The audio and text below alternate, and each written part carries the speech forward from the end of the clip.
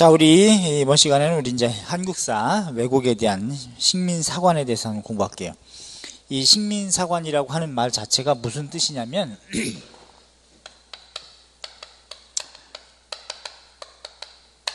황국신민역사관을 이식시킨다는 뜻이에요. 일본의 역사관을 우리나라에 이식시켜서 식민지배를 합리화하기 위한 역사를 도구로 쓰는 사관을 식민사관이라고 합니다.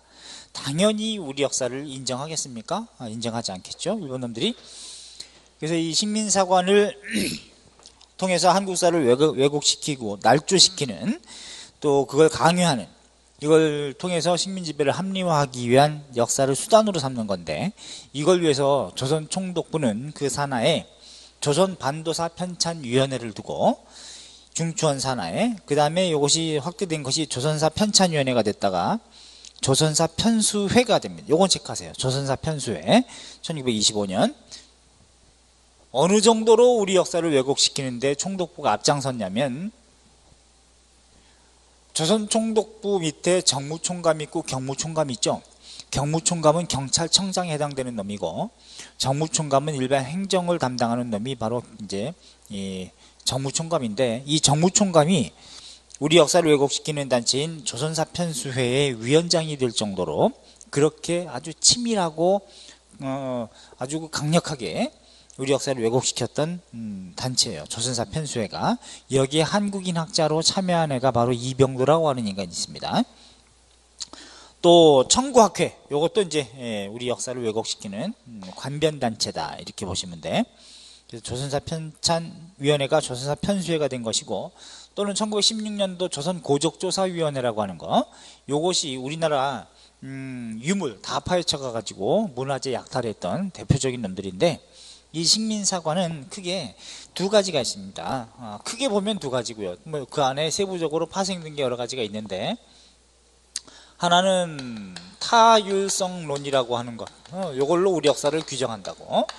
타율이라고 하는 말의 상대적인 개념은 자율인 거죠. 그러니까 거꾸로 이게 뭐냐, 타율성론이라고 하는 거는 우리 역사가, 한국사는 자율적으로, 독자적으로, 주체적으로 발전하지 못했다는 그런 입장이에요. 한국사의 자율성이라든가 자율적, 주체적,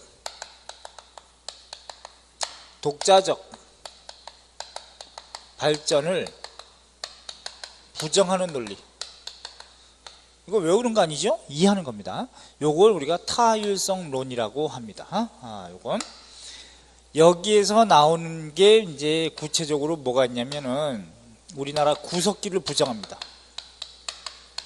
1933년도에 몰이라고 하는 개새가 우리 함경북도 종성 동관진에서 유적을 발견했어요. 딱 발견했는데, 오, 구석기 유물이 나옵니다. 근데 와우, 야, 이거 자기네는 구석기 유물이 없는데, 응? 구석기 존재를 확인할 수 없는데 이게 조선에서 이게 나오면 안 된다 해가지고, 자기네가 역사가 더 오래된 걸로 생각해야 되기 때문에 걔네들 입장에서는 구석기 유적이 아니라고 덮어버립니다. 구석기를 부정합니다. 그런 다음에 단군을 부정합니다. 단군을 부정을 해요. 그러면서 단군은 신화지, 이건 실제가 아니다, 실존 인물이 아니다, 이렇게 부정을 하고, 우리나라의 역사 시대를 구체적으로 어디서부터 잡았냐면은 사만시기부터 잡는다든가, 또 임나일본부설을 강조합니다. 왜곡된 거죠. 임나일본부라고 하는, 임나가야 지역에, 뭐 강수도 임나가야 출신이라고는 되어 있는데, 임나라고 하는 건 가야 지역이 한 일부분이에요. 근데 일본부라고 하는 정치 군사적 거점을 두어서 한반도 남부 4세기경에 식민 지배했다, 이미 고대에. 이게 임나일본부 설입니다. 임나일본부 설. 근데 이거는 지금 일본 학계도 인정하지 않고 있죠. 워낙에 이 임나일본부라고 하는 이 일본부라는 명칭 자체가 처음 나온 것이 이게 일본서기라고 하는 책이에요. 8세기 초. 근데 일본서기는 일본에서 두 번째로 오래된 책인데, 거기는 워낙에 뻥이 많습니다. 거의 소설이에요. 임나일본부라고 명칭이 써 있는 게 그게 최초인데, 일본이라는 국호도 거기서 처음 나옵니다. 근데 최근에 중국에서 발견된 문서에 의하면 일본이라는 건 백제를 칭했을 때 해가 떠오르는 본고장이라는 의미로 백제를 일본이라고 그랬어요. 일본이라는 국호가 처음 사용된 것이 일본에서는 일본 서기가 최초인데 8세기입니다. 근데 중국의 사료에 의하면 백제를 일본이라고 칭했던 것이고, 그 다음에 고대사회 단계에서 일본은 거의 그때는 왜죠? 왜는 국호도 없었을 때입니다. 일본이라는 국호는 8세기, 그 뻥 많은 책에 의하더라도 8세기에 처음 나오니까. 그런데 일본부라고 하는 정치 군사적 거점에 이 용어라고 하는 이 일본부라고 하는 명칭이 우리나라 서적이나 중국 서적이나 어디에도 단 한 군데도 나오지 않아요. 역사서에. 삼국사기라든가 삼국기사 어디에도 없습니다. 그 이후의 서적에도. 오직 일본 서기에서만 처음 등장합니다. 그때 8세기 일본은 국가체제를 중앙집권 국가로 유일령 국가로 만들어가는 그런 시기가 됐기 때문에, 그래서 이때는 이 국가체제를 강조하다 보니까 이제 그런 좀 뻥이 좀 많이 있고, 어떤 사람은 240년간 관직에 있어요. 그 미친 것들이죠. 그런 틀린 사실이 많이 있음에도 불구하고 오직 이것은, 그건 틀리되 이것은 맞는 것이다, 이렇게 이제 우기고 있는 거야. 또 국력상으로 말이 안 되는 거죠. 그 당시는. 또 칠지도 같은 경우도 일본은 백제가 헌상, 아주 그 들이러 온 것이다, 이렇게 주장하는 반면에 개뻥이지. 그것은, 이거는 우리가 하사한 물건이지 헌상한 게 아니죠. 일본의 국보인데 칠지도 알다시피 이건 아마도 근초구왕 때 넘어서 전지왕 때 5세기 초반에 만들어져서 갔던, 하사해 줬던 칼이 아닌가, 이렇게 보여집니다. 어떤 역법, 달력의 어떤 기념, 이런 의미로 그 간지를 보니까. 자, 임나 일본 부서를 주장하게 되는 바도 있고 개뻥이다. 그런 다음에 만선사관을 강조합니다. 만선사관을 주입을 해. 만선사관이라고 하는 거는 만주와 조선, 요거는 대륙과 반도로 연결되어 있으므로 항상 대륙의 침략을 받을 수밖에 없는 운명 숙명론적 사관. 응? 그러니까 니네는 옛날부터도 다 침략받을 수밖에 없는 운명이었다. 근데 왜 일본이 들어온 것만 침략이라고 이렇게 저항하고 그러느냐, 이제 이런 주장인 거죠. 이거는 지리적 혹은 반도적 결정론이라고 그래요. 지리적 혹은 반도적 결정론, 반도적 결정론 이라고 해가지고, 요거는 숙명론적 사관을 강조하는 거죠. 니네는 침략당하는 걸 숙명으로 여겨라, 숙명론적 사관. 근데 이거 자체만 부정하려면, 비판하려면 누굴 들어주면 됩니까? 닥쳐라, 로마를 들어주면 돼요. 로마는 얘네도 반도인데, 아니 고대에서는 제국으로 나가지 않았느냐. 자, 반면에 또 이제 뭐가 있냐, 더 나가서, 그러니까 항상 강한 나라에게 사대할 수밖에 없었다. 사대성론이 또 나와요. 사대성론. 그 다음에 이제 타율성론과는 좀 약간 거리가 있지만 참고적으로 당파성론이라고 하는 것도, 당파성론. 조선은 자기네가 침략으로 망한 게 아니라 이미 당파성에 의해서 분열되어 있는 상태에서 망한 것이다, 이렇게 주장하는데, 붕당 정치의 부정적인 측면만을 강조하는데, 우리는 그래도 입으로 싸웠죠. 지들은 칼로 쑤셨지. 입으로 싸우기 전에. 당파성론, 붕당 정치의 부정적 측면만을 강조하는 것. 또 하나가 뭐냐면 타율성론이라는 게 있습니다. 타율성론. 아이고, 정체성론이라는 게 있지, 그치? 우리 타율성론 했으니까. 정체성론은 말 그대로 뭐예요? 한국사는 정체되어 있다는 거야. 세계사에서 보이는 원시 공산제사회, 고대 노예제사회, 또 중세 봉건사회, 근대 자본주의 사회, 이런 단계의 단계적 발전 과정을 거치지 못하고 고대사회 단계의 특징은 보이는데 중세 봉건사회 특징이 안 보이고, 그러므로 그 다음 단계로 이행해야 되는 근대 자본주의적인 요소도 없었는데 그냥 19세기 개항 전까지만 하더라도 무조건 고대사회 단계였다는 거예요. 그대로 그냥 유지됐었다는 거죠. 근데 냉동인간처럼 얼음 속에 있었던 조선을 녹여가지고 흔들어 깨워서 근대로 갑자기 팡! 세계사회 무대에 합류시킨 것은 일본의 개항 때문에 가능했다. 이런 개망발이 바로 정체성론. 그러므로 정체성론은 뭐냐면 한국사의 세계사적 보편성을 부정하는 겁니다. 한국사의 세계사에서 보이는 보편적 발전 과정이 결여되어 있다, 정체되어 있다. 고대사회 단계, 세계사적 보편성을 부정하는 논리. 보편성을 부정하는 논리. 이걸 정체성론이라고 그래요. 정체성론. 왜 그러냐면 그 당시에 세계사를 풍미했던 게 칼 마르크스 학설입니다. 칼 마르크스는 뭐라고 얘기했냐면 이 사람은 원시 역사를 고대, 그 다음에 중세, 그런 다음에 당시에는 19세기가 이제 현대죠. 오늘날 봤을 땐 이게 이제 근대지만 그 다음에 이제 현대, 이제 이렇게 간다. 요건 뭐 근대라고 씁시다. 근대. 이런 식으로 변천해 왔다고 본 거야. 그럼 그 원시사회를 어떤 특징 때문에 원시사회라고 했느냐? 마르크스는 생산물을 누가 주체가 돼서 만들었느냐? 그 생산의 원동은 노동인데 원시는 공산제 사회였다 그래. 공산제의 특징이 보인다. 공동으로 생산하게 되었다. 그러니까 이거는 원시적인 평등을 특징으로 하고 구석기라고 통상 부르거나 신석기라고 부르는 시기는 원시 공산제 사회로 함께 생산할 수밖에 없었고 이때는 계급이 없었다. 고대 사회의 특징은 드디어 인간에 의한 인간의 지배 때문에 이거는 인신지배가 강한 사회를 얘기합니다. 인신지배, 사람에 의한 사람 지배. 결국은 생산물을 만들기 위해서 사람이 생산하게 되니까 개가 생산합니까? 그렇지 않죠? 사람이 어떤 생산력의 기초가 되는 노동력을 확보하기 위해서 사람이 사람을 지배하는 단계. 그래서 계급이 발생하는 단계. 계급 발생. 그러면서 고대의 노예 노동에 의해서 노예제를 특징으로 한다 그래. 노예 노동에 의해서 생산물은 발전되어 있고 그 인류의 찬란한 문명이라고 하는 건 노예 노동에 기초한 것이다. 그죠? 귀족들이 뭐 정지라고 못지라고 해가지고 건물 세웠나? 아니지, 그지? 노예가 한 거거든, 사실은. 자, 중세사회 단계는 이건 계속 유지가 되는데, 유지가 되는데 중세는 이제는 지배의 어떤 내용이 매개체가 간접 지배 형식으로 토지 지배로 바뀌어요. 토지 지배. 이 토지 지배 형태를 우리가 봉건사회라고 그래. 그러니까 중세사회의 특질이 세계적으로는 봉건사회라고 합니다. 봉건사회. 이거는 봉건이라고 하는 건 토지를 분봉해주고 나누어주면서 왕으로 세운다라는 게 이제 봉건이에요. 그럼 토지가 매개가 되는 거란 말이야.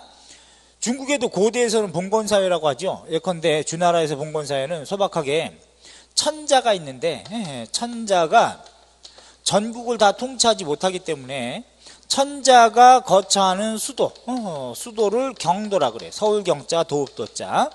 그 경도의 경제적 기반이 되고 있는 곳을 기현이라 그래서 기현, 경기도라고 하는 말이 지금도 쓰이고 있죠. 우리나라에 수도와 그 외곽에 경기도.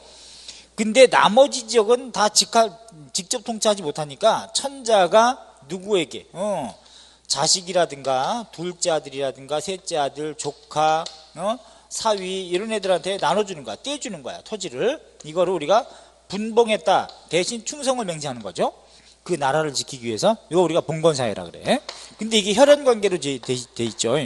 근데 서양에서는 중세의 특징이 이제 봉건사회라 그래가지고 토지 생산성이 이제 높아지니까 주군과 가신 사이로 이제 얽혀 있는 겁니다. 혈연 관계가 아니라 쌍무적인, 쌍방 간의 의무적인 계약 관계로 된다.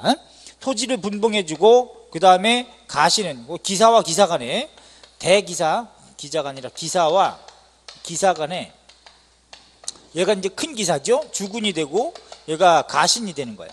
가신이 돼가지고 얘네는 충성을 해주고 충성의 대가로 큰 주군은 토지를 준단 말이에요. 그 토지를 분봉해 준다. 그래서 봉토라 그래. 봉토. 토지를 받는 거죠. 그러면서 토지를 매개로 지배 피지배의 관계가 형성되는 거. 이거 쌍무적인 계약 관계의 봉건사회라 그래. 어쨌든 주나라 고대의 봉건사회나 서양의 중세의 봉건사회의 특징은 토지를 매개로 한다는 거죠. 토지가 항상 기본이 되는. 이걸 봉건사회라 그래. 그 다음에 이제 근대사회의 특징은 뭐냐? 자본지배. 자본주의. 근대사의 특징으로 마르크스가 살고 있던 시기는 근대입니다. 마르크스가 살고 19세기 초반. 그러니까 정약용은 우리나라에 마르크스가 살고 있었던 시기와 같은 동시대에 살았었어요. 근데 우리나라는 서양에서는 18세기의 산업혁명, 마르크스 이전의 18세기 중에 영국에서 산업혁명 때문에 자본주의가 이제 19세기는 고도로 발달한다고. 발달하는 가운데 이제는 인간의 노동력이 소외됐죠.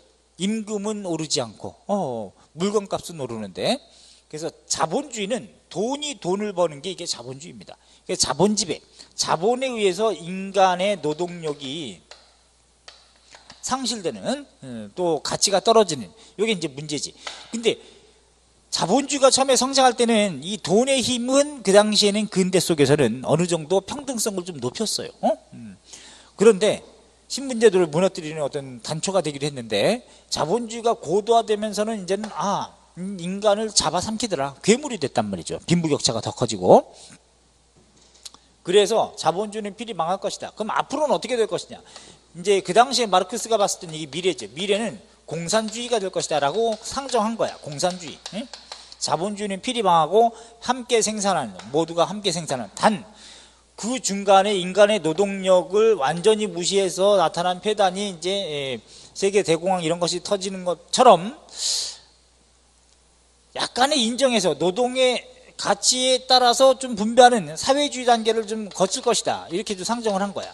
과도기로. 그런 다음에 공산주의로 갈 것이다 앞으로는, 이렇게 이제 상정한 게 마르크스인데, 저는 이걸 또 믿지 않아요. 공산주의는 저번에 얘기했듯이 함께 모두 생산하되 필요에 따라서 국가가 독점하고 분배하는 겁니다. 필요에 따라서 하기 때문에 국가가 독재기구가 돼버려요.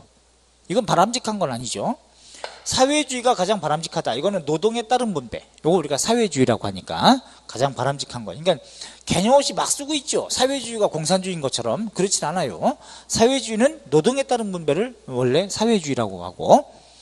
자, 이렇게 상정을 했는데, 세계사에서 강대국, 발전한 나라는 이런 단계를 거쳐왔다는 얘기인데, 일본도 이런 단계는 있지만 조선은, 고대 사회는 있는데 그 중세 사회 단계가 없다. 왜?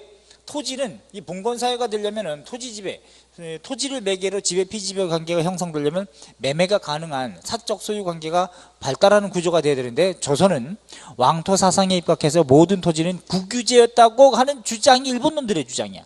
근데 왕토 사상은 우리 고대에서도 했었지만, 요거는 관념적인 생각일 뿐, 모든 토지는 내 땅이요 라는 생각일 뿐, 실제로 왕실만 다, 국왕만 다 소유하고 있는 건 아니죠. 민전 같은 경우 사고팔 수 있고 다 했었기 때문에.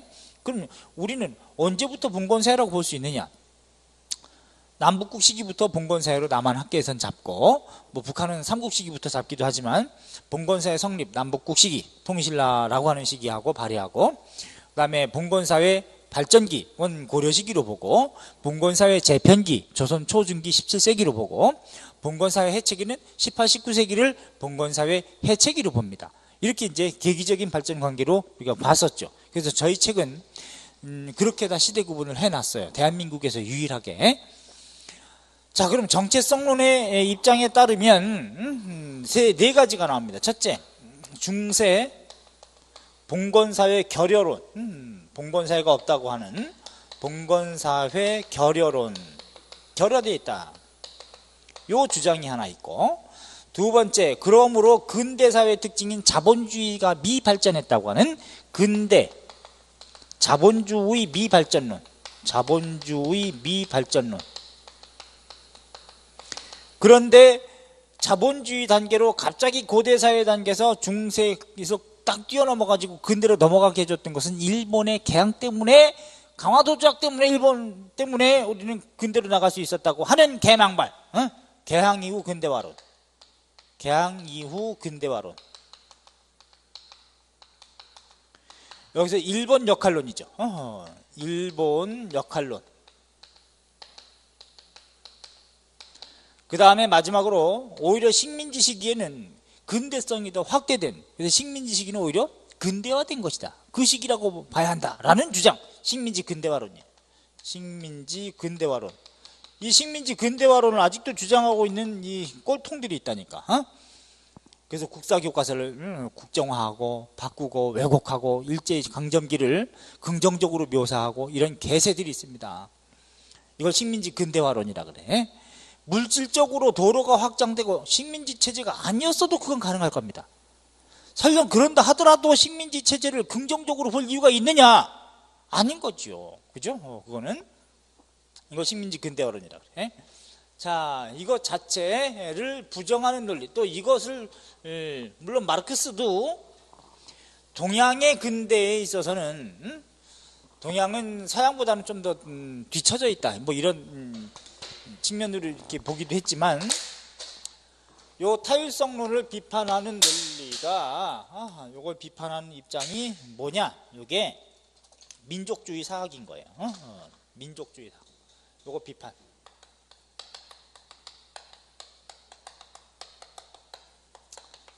물론 민족주의 사학은 1910년대부터 해가지고 뭐 한말부터 있죠. 1940년대까지 쭉 다 가능합니다. 민족주의 사학의 특징이 뭐냐면 정신사관입니다. 정신사관. 국가는 지금 우리가 주권을 뺏겼기 때문에 민족의 혼이라든가 정신이라든가 마음이라든가 정기라든가 뭐 이런 것들을 강조하는 정신사관. 그럼 이거 정반대로 주장하면 돼요. 한국사의 우리나라 역사는 자율적이고 주체적이고 독자적으로 독특하게 발전해왔다는 주장인 거지. 거꾸로. 타율성론의 반대. 정신사관입니다. 특수성 이런 거 강조하는, 독자성 이런 거 강조하는 거예요. 그럼 이 민족주의 사학의 대표적인 분이 이제 누구냐? 신채호, 박은식 선생부터 혼사상이라든가, 혼에 해당되는 게 뭐냐? 역사와 언어, 이런 거 우리가 진정한 혼이라고 그랬어요. 박은식 선생은 이분법적으로 혼백으로 나눕니다. 박은식 선생은 사람이 살아생전에는요, 정신과 육신으로 이 사람은 구성되어 있잖아. 근데 살아있으면 정신도 있고 육신도 있습니다. 그 정신을 혼이라고 그래요. 혼. 육신을 백이라고 합니다. 백. 근데 죽으면 어떻게 되느냐? 죽으면 혼은 있다. 있는데 날아다녀. 빽빽빽빽빽빽빽빽 날아다닌다고 봐. 이런 공기 중에. 백은 없어집니다. 백은 없어져. 그래서 혼은 날아다닐 비, 백은 없어져서 흩어져 버린다. 공기 중에 산. 그래서 혼비백산이라는 말 들어봤죠? 그래서 깜짝 놀라면 갑자기 붕 정신 나간 상태를 혼비백산한다 놀래서, 이런 것처럼 혼은 있으면서 날아다니고 백은 없어져 흩어져 버린다. 혼비백산. 그러면 백이라고 하는 육신이라고 하는 게 물질이거든. 그치? 물질, 국경, 나라, 군대 뭐 이런 건 없어질 수 있다. 그러나 혼만 제대로 가지고 있으면 백이라고 하는 것은 때가 되면 언제든지 부활할 수 있다는 입장. 요거 여기에 해당되는 게, 그래서 역사와 언어를 강조하는 거예요. 그래서 국혼과 국백 중에서 혼을 강조했다는 거예요. 박은식 선생. 자, 그리고 신채호 선생. 물론 그 책 같은 건 이제 뒤에 가서 책으로 배우고, 난가사상입니다. 난가사상이라고 해서 화랑에 깃들여 있는 정신을 얘기하는 거예요. 그렇다고 신라개성의식은 아니고요.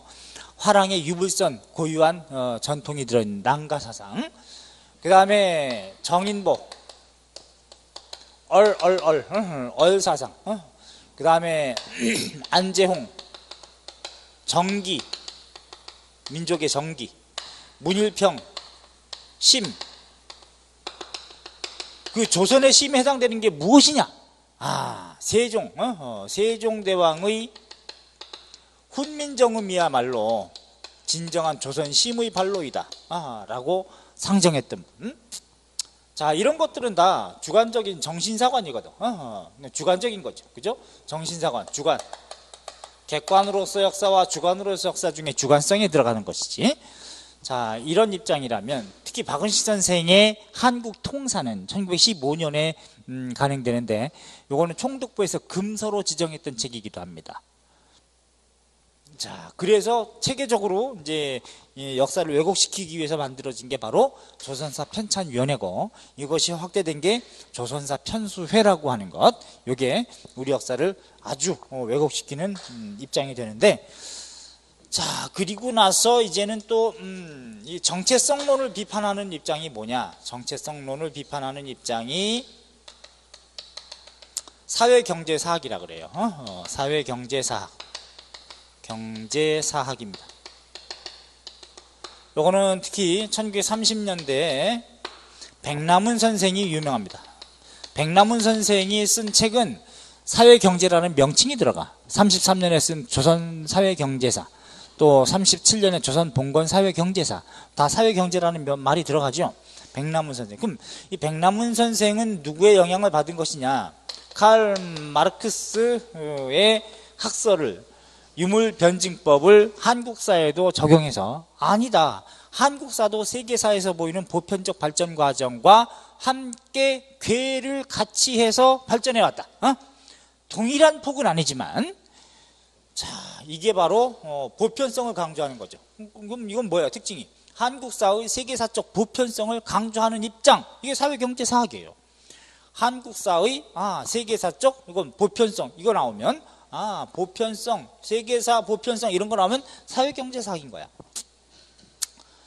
백남은 한국사의 세계사적 보편성을 강조한 입장. 이걸 백남훈 선생의 사회경제사학인데, 이 칼 마르크스 학설의 특징이 뭐냐? 칼 마르크스 학설은 한마디로 말하면 노동의 신성성을 얘기합니다. 노동의 신성성, 노동 가치를 강조하는 거. 그 노동의 신성성에 의해서, 노동이 바로 생산물을 만드는 원동력이기 때문에, 그래서 일본 놈들은 이걸 가지고 이름하여 마르크스 학설을, 그래서 사람들은 참 잘못 쓰고 있는 거죠. 유물사학이다, 유물사관이다, 이렇게 표현하고 있었던 거죠. 이 유물사관이라는 말 자체가 일본 애들이 쓴 용어입니다. 오직 유자, 물질이 중요하다는 사관이지만 그게 물질이 중요한 게 아니고 그 물적 토대를 만드는 노동의 신성성을 강조하는 입장이지, 노동가치, 인간가치를 강조한 것이지 물질 자체를 중요하게 여긴 게 아니야. 물론 역사가 발전하고 인민이 좀 잘 살게 하기 위해서는 물적 기초가 토대가 돼야 된다는 건 맞지만, 그 물적 기초의 원동력인 노동의 신성성, 노동 가치를 강조하는 게 바로 마르크스 학설인 거예요. 바람직한 거죠, 그죠? 그래서 이 사회경제사학에서는 어떤 걸 강조한, 저걸 네 가지를 그대로 부정하면 됩니다. 첫째, 기억이라고 합시다. 1-1이라고 합시다. 1-1. 이걸 부정하는 논리가 뭐냐? 봉건사회가 실제로 있었다는 주장이죠. 중세 봉건사회 실제론, 봉건사회가 실제 있었다, 실제론이라고 그래. 실제론. 그러면 남북국 시기, 고려 시기, 조선 시기, 또 조선 후기 다 토지 지배가, 사적 소유 관계가 형성되고 마련되어 있었던 사회다, 우리가 확인했었죠. 두 번째, 2-2라고 합시다. 이거는 자본주의가 발전되지 못했다고 하는 주장. 닥쳐라. 근데 자본주의의 내재적 성장론, 산업혁명은 없었지만 내재적으로 자본주의적인 요소가 싹트고 있었다. 우리도 내재적 성장론, 언제를 근거로 두느냐? 조선 후기입니다. 조선 후기의 경제구조의 변화, 경제, 농업, 상업, 수공업, 광업, 무역, 이런 면에서 자본주의적인 요소가 싹트고 있었단 말이죠. 자본, 이런 걸로 이제 우리가 설명하는 거야. 세 번째, 3-3이라고 합시다. 개항 이후에 조선은 근대화됐다는 저 망발에 대해서 비판하려면 닥쳐라. 오히려 개항 이후에 제국주의 여러 강대국인 제국주의 열강에 의한 제국주의 열강의 경제적 침략은 심해졌단 말이죠. 그죠? 경제적인 침략이 심화되었고, 그 결과 왜곡된 형태로 종속적으로 발전할 수밖에 없었다. 우리의 근대는 이걸 우리가 종속적 발전론이라고 그래요. 그러니까 강대국의 지배를 받았던 약소국이라든가 이런 제3세계 입장에서는 이런 걸 견지하고 있죠. 종속적으로 발전할 수밖에 없었다. 절름발이로 종속적 발전론. 거기에 강대국이 우리를 지배하는 그 자본이라든가 권력에 빌붙어서 가치 인민을 지배했던, 이게 바로 이제 매판 자본가인 거죠. 우리 민족 자본을 팔아쳐먹는, 기생하고 있는, 기생충 같은 놈. 그 다음에 4-4를 비판하는 입장이 뭐야? 식민지 근대화론? 닥쳐라. 그러면 우리도 도로라든가 건물 같은 거 많이 지어줄 테니까 니네 일본, 우리나라 식민지 할래? 그러면 하겠습니까? 안 하지요? 오히려 식민지 시기에 근대화된 게 아니라 식민지 시기에 우리는 수탈당했다라고 하는 식민지 수탈론, 탈탈 털린 거지, 그치? 식민지 수탈론으로 우리는 맞서야 되는 거죠. 이게 바로 사회경제사학인데, 사회경제사학은 민족주의 사학도 비판하는 입장에 있습니다. 왜냐하면 역사는 애국심이라든가 이런 것에 의해서 발전하는 게 아니다. 물적 토대에 의해서 기초가 되는 것은 분명하고 이런 것도 필요하지만 궁극적으로 본질적인 것은 생산물을 만드는 노동의 신성성, 이것에 의해서 역사가 발전해왔고, 그거 가지고 독점이냐 분배냐 이런 과정, 투쟁 속에서 성장해온 것이다. 이제 이런 입장인 거죠. 물론 여기에 또 하나 실증주의 사학이라고 하는 것도 하나가 있습니다. 여기 밑에 써야 되는 자리가 없네. 실증주의 사학을 표방하는 것도 있어. 실증주의 사학을 표방하는 요거는, 마르크스가 도식화한 이 역사 발전 과정에 한국사도 그렇게 끼워 넣지 말고 우리 역사는 있는 그대로 객관적인 연구를 한번 해보자.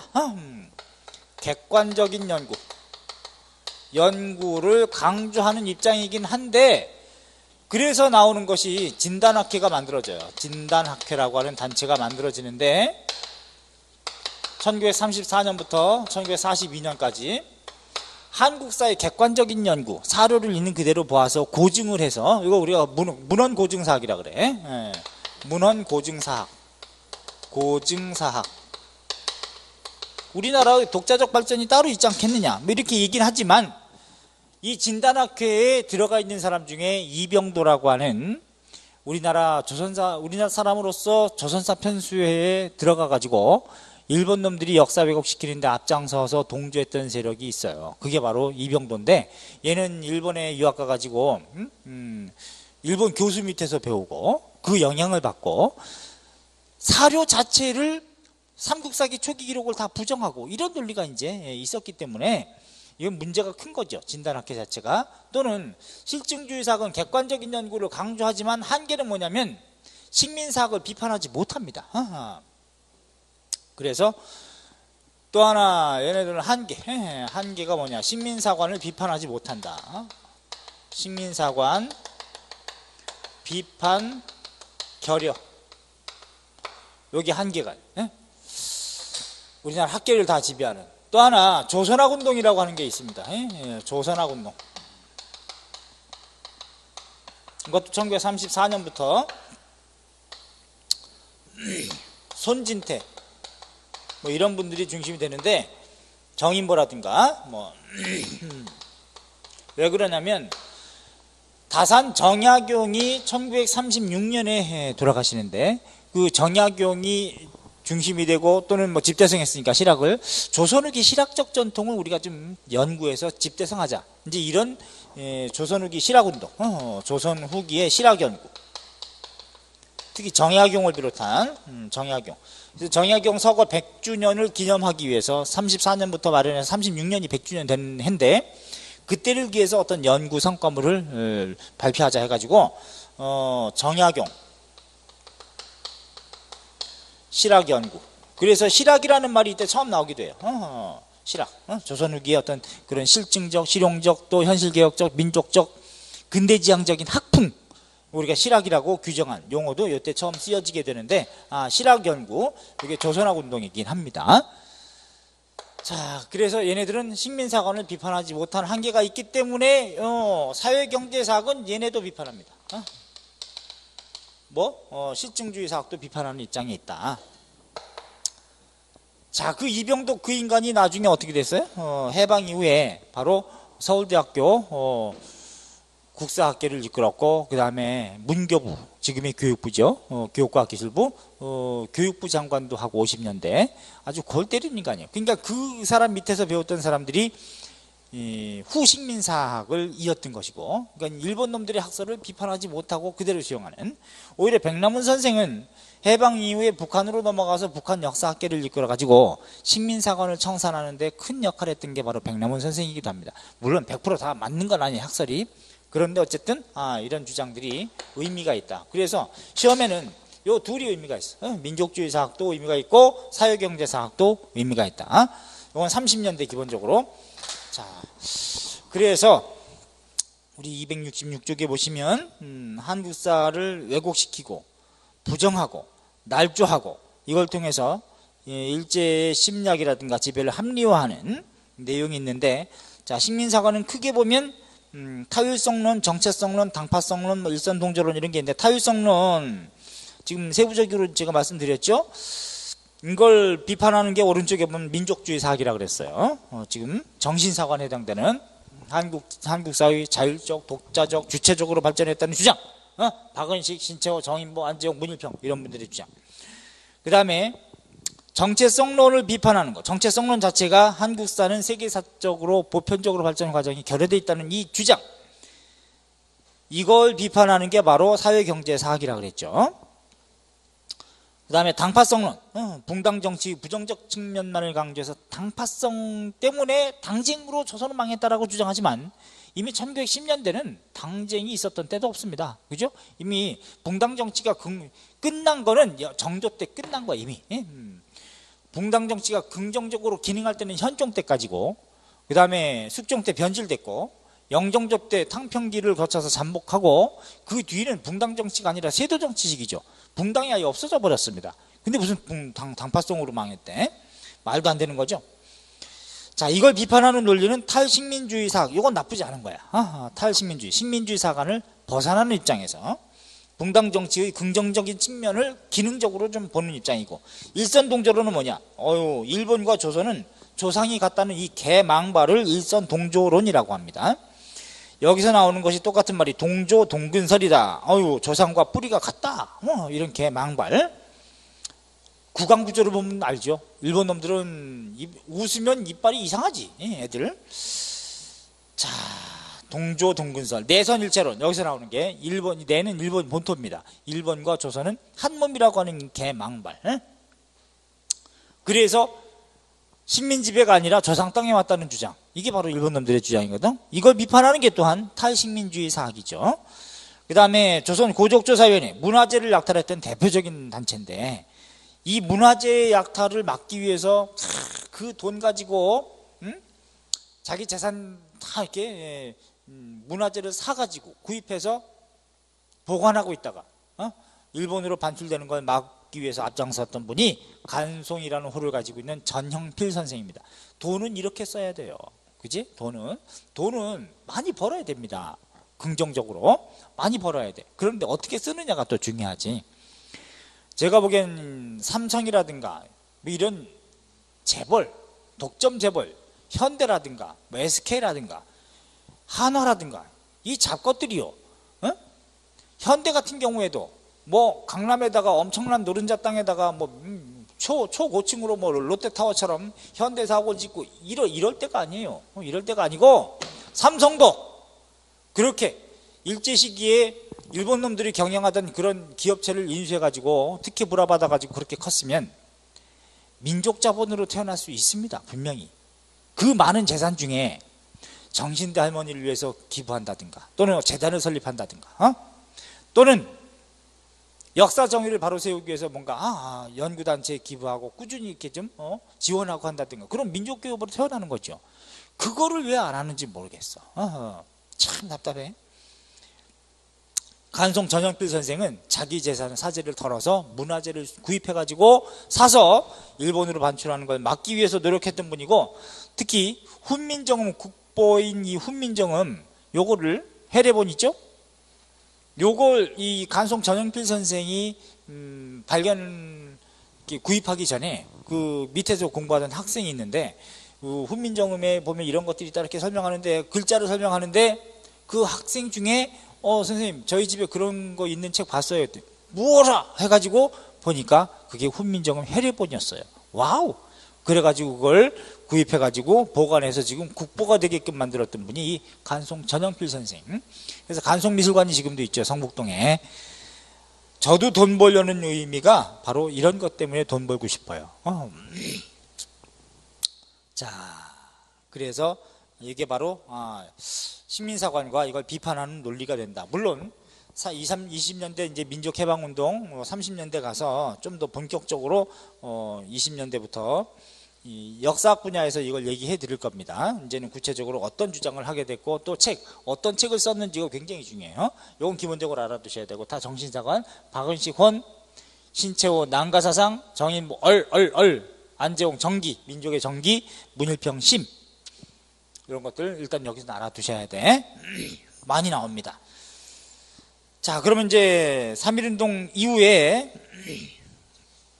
일본 놈들의 지배정책이 이렇다면 우리는 어떤 민족해방운동을 또 전개했는지, 일단 국내와 국외 민족해방운동이 일단 따로 있지만 국내외를 포괄해가지고 가장 중요한 대한민국 임시정부가 만들어지면서 독립군운동은 어떻게 전개됐는지 그걸 한번 봐야죠.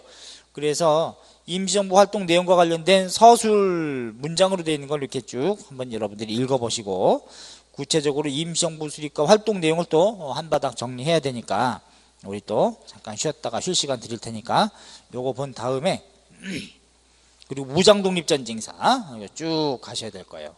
그런 다음에 이건 국외 무장독립전쟁사고요. 그리고 나서 이제 국내 민족해방운동 성장하고 분화한 내용이 있어요. 그런 것들을 볼 테니까, 특히 국외 무장독립전쟁사는 사건 순서를 쭉 알아두는 게 포인트입니다. 그래 놓고 여러분들한테 자료로서 정말 모르고 좀 더 찾아보고 싶은 사람들을 위해서 좀 세부적으로 넣어놓기도 한 거예요. 그거는 여러분들이 자료로 모를 때 한번 읽어보시라는 거지. 자, 좀 쉬었다 갑니다.